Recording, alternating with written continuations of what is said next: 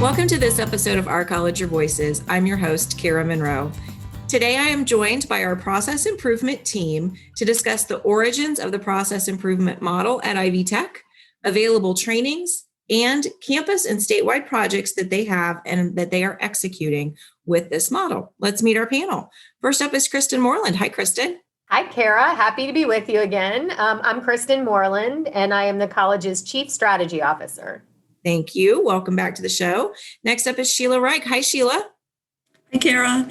I am the director of the Bursar's office in Indianapolis. Next up is Alicia Amon. Good morning, Kara. This is Alicia Amon, Executive Director of Administration with Terre Haute and Evansville. Welcome to the show. And last but not least is Jeff Kraft. Hi, Kraft. Hey, Kara. How are you this morning? How are you? I'm doing well. I work out of change management and strategic initiatives with Kristen and Systems Office.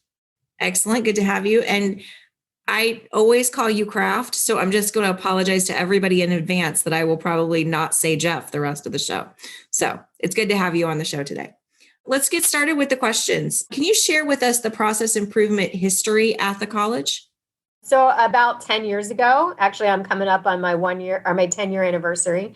We started looking at ways to embed process improvement at Ivy Tech. So in 2009, we were in IT and Jeff and I were a team at the time, and we were doing a lot of process improvement work related to our technology product releases. So we had a team of business analysts, and we were looking at it from a business process redesign in order to enable technology. And then Jeff and I started getting requests to branch out and do non-technical related initiatives. And so he and I were partners in crime here, and we continued to develop our model, which ended up being called Ivy Lean. And it is based on Lean and Six Sigma models.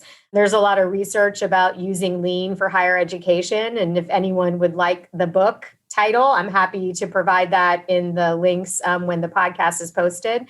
So we read through that. We developed curriculum. The biggest process improvement project that Jeff and I were asked to do outside of IT was establishing the express enrollment centers. And that was about 6.5 years ago, where we really tried our Ivy Lean model and worked with campuses to come up with what would become express enrollment centers. So after a while, and with the new president, she saw the need for process improvement to really be a college-wide initiative. So it moved from being inside of IT to being in the president's office.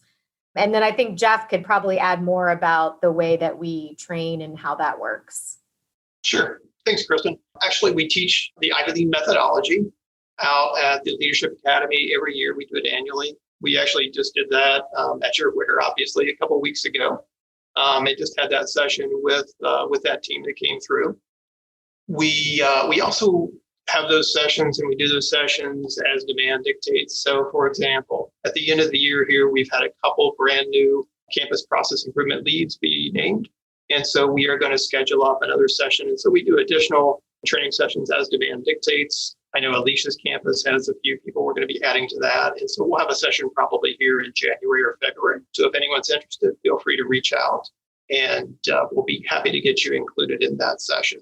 What we teach in those sessions is we cover things such as the planning of how you start a project off. Typically, we're using a project charter. We do a current state analysis. So that can be a variety of things. We use survey information.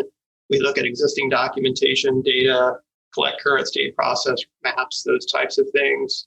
Once we've got those, we look at types of waste. So we look for things such as waiting in a process. So we don't want our students having to wait a long time for whatever service we're providing. So that's one of the items we're looking for. We also we see on occasion underutilized people. And so we want to obviously use everyone to their fullest potential, or just general confusion in a process. So those are some of the kinds of things we're looking for. But once we identify those types of waste, we develop recommendations on how to improve those items. And then we document that process up, bring our IT friends to the table.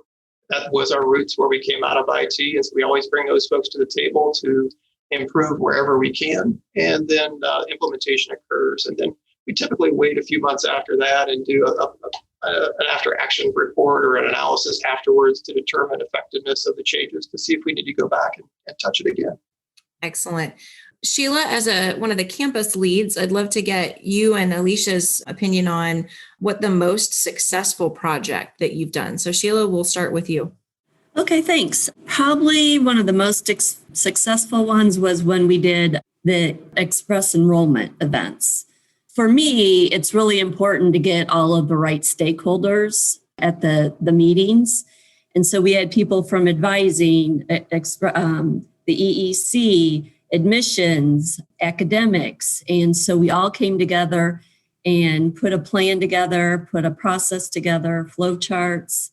And, we even had the people that did room assignments, because what we did was spread everything out so that we didn't have a lot of congestion of students standing in line.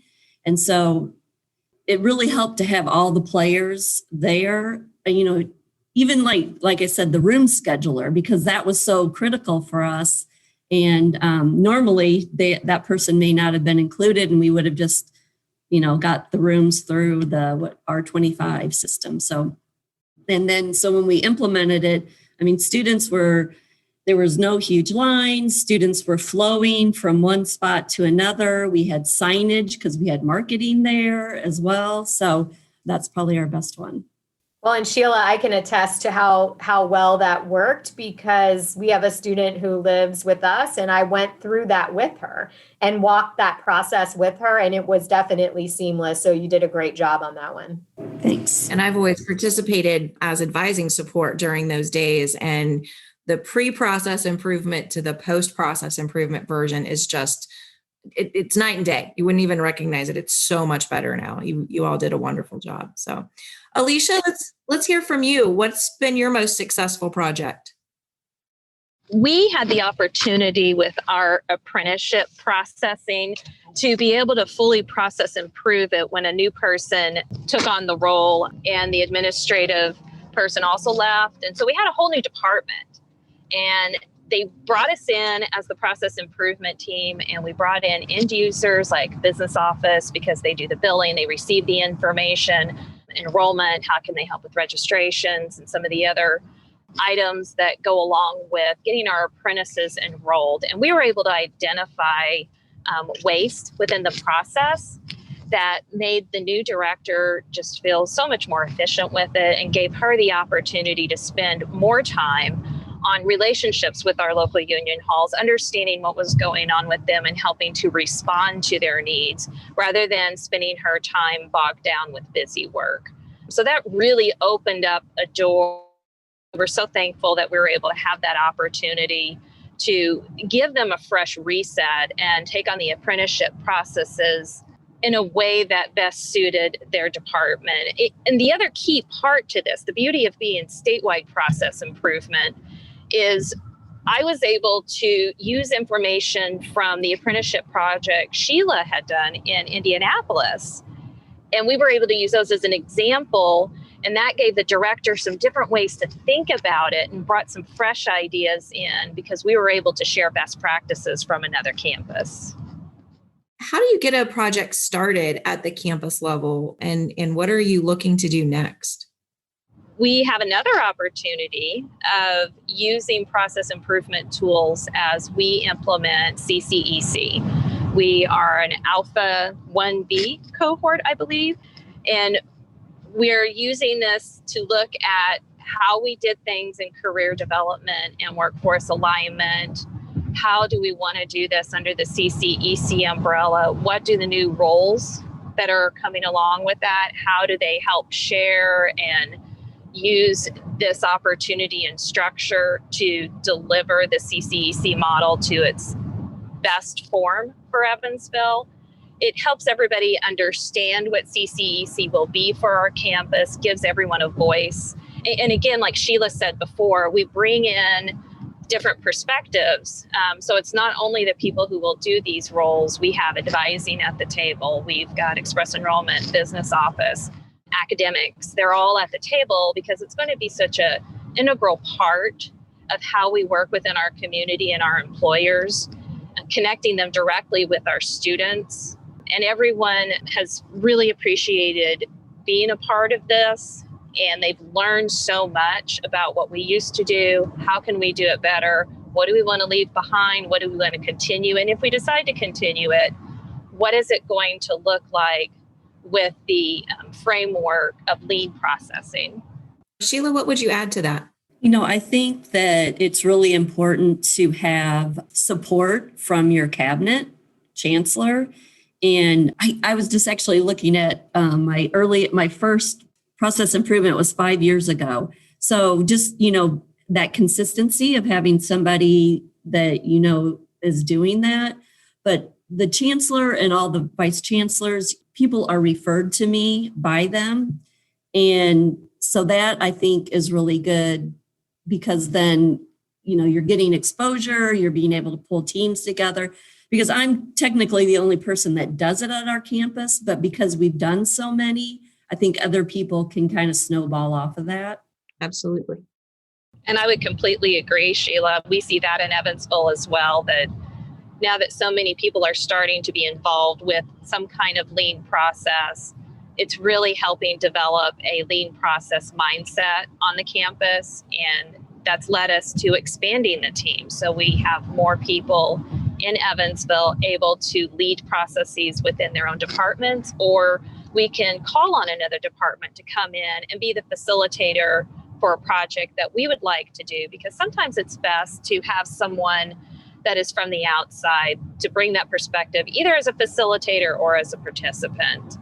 So the more we have trained and ready, like Jeff said before, the more the process development mind continues to grow within our culture on our campus. As you look at the sort of team across the state, I know that you have monthly meetings. Tell me a little bit about the value you see from those monthly meetings and some of the discussions that you have in those conversations.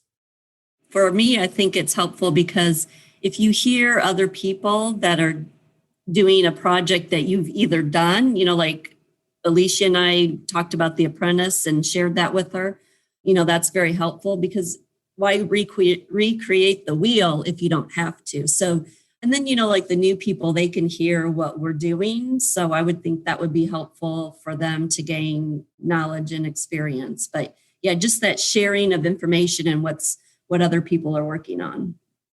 I'd also like to add, to build on what Sheila's saying there, as mentioned earlier, we've got 2 or 3 new folks coming on to the team in that call. And obviously those folks are coming in brand new. They've not heard it all or heard others doing that work before.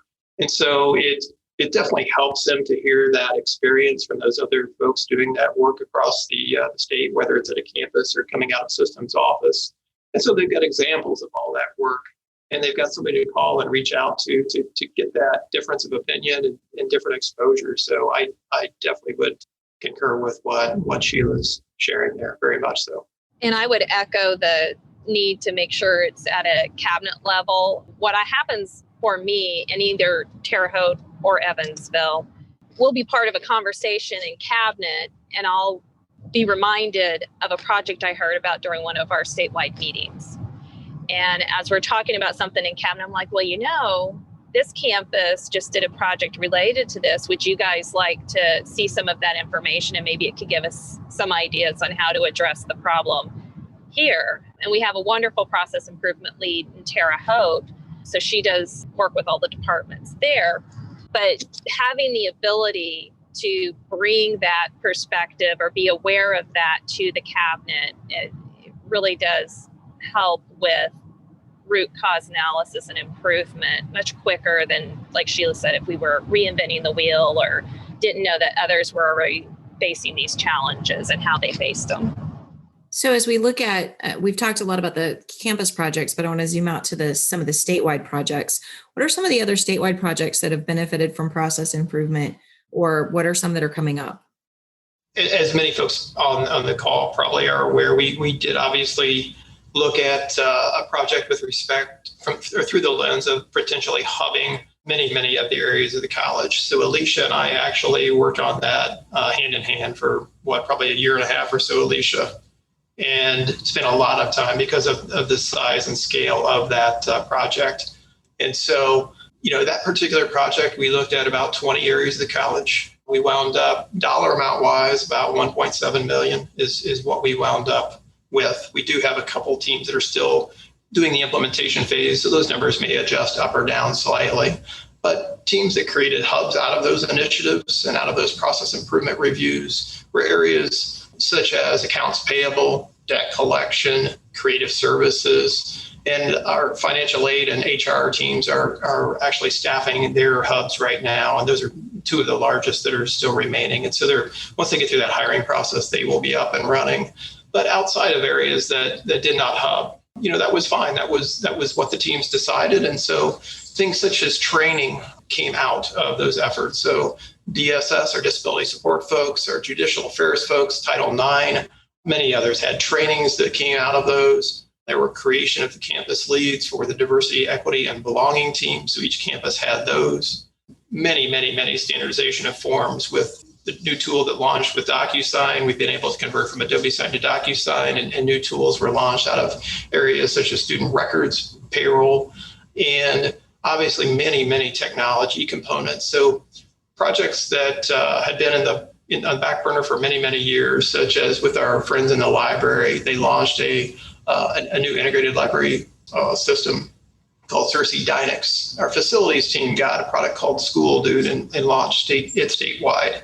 Synapsis was procured and launched statewide for our international students. And then also there was a dual enrolled product for our K-14 family.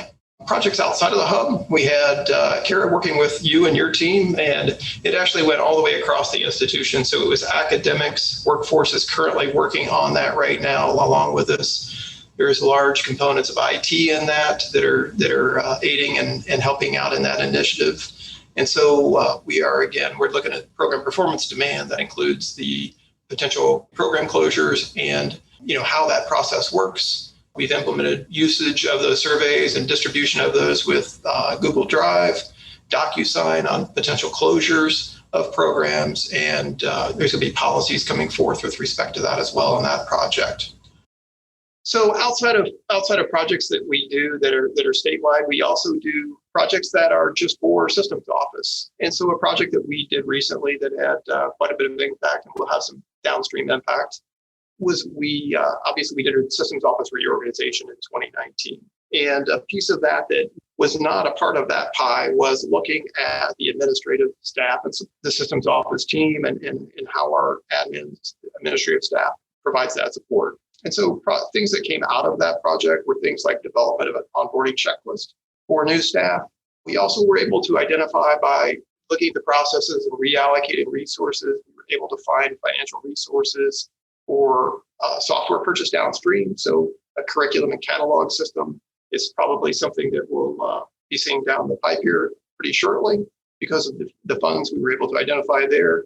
And then something probably everyone saw across the college, and that was improvement on the white pages. So a lot of data cleanup and how that data flows in between our various systems, such as Outlook and our white pages system.